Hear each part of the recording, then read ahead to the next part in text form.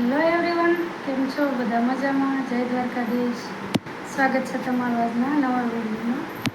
અને આજે જો આપણે તૈયાર થઈ ગયા છીએ અને જવાનું છે મારા કાકાને. તો મારે કાકીને દશામાનું વ્રત છે ને, તો આજે ઉજવણું છે. તો આપણે કીધું કોને આવ્યો હતો અને કીધું આપણે જઈ આવી.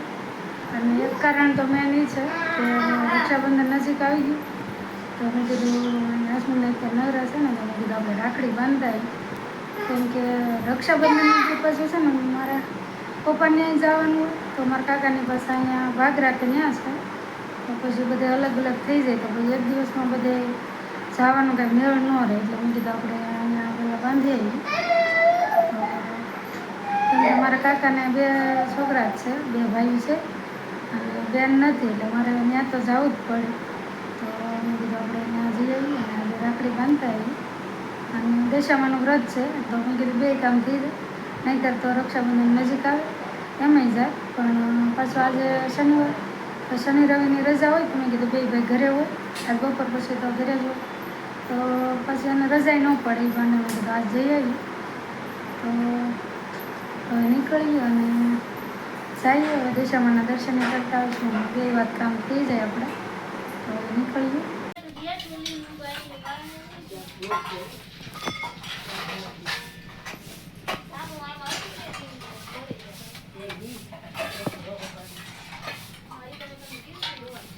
તાર મમ્મી તો ગારાની બનાવે ને મોટી, એ સારું ઓગળી તો જાય.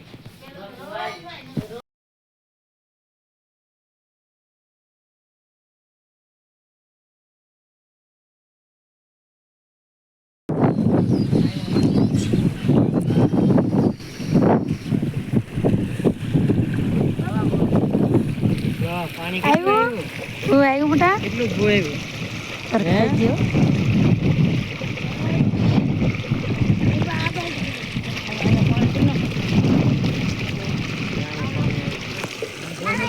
ડોલે બે નાખી ગયો. ઓલા સંપલ કોને હે લઈ આવો અવની આવ્યો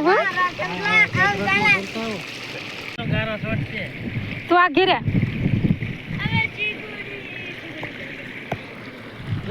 જો ડુંગળીનો રોપ થશે. પાણી અત્યારે શરૂ કર્યું. એને તો તાત્કાલિક ઉગાડવા માટે તો પાણી જોઈએ. બાકી તો ચોમાસું છે એટલે વાંધો ન આવે. ત્યારે પાણી શરૂ કર્યું.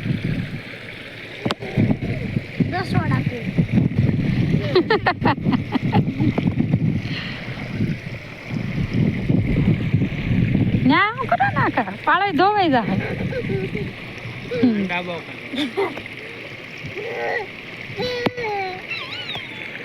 બેન આવું હોય ને તો મજા આવી જાય.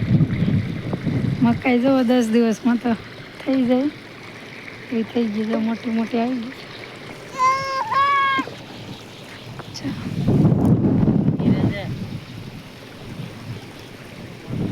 મોટી મોટી થઈ ગઈ બધી. કે 8-10 દિવસમાં થઈ જશે મોટી, વેચાય એવડી. પછી કાઢી લેશે.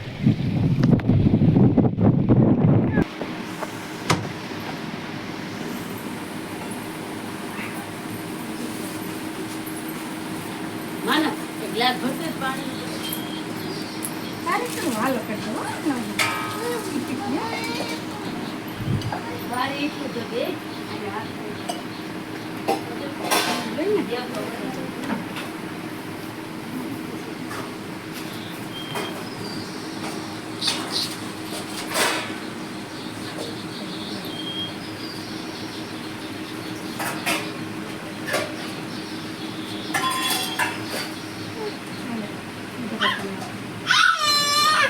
એક મામા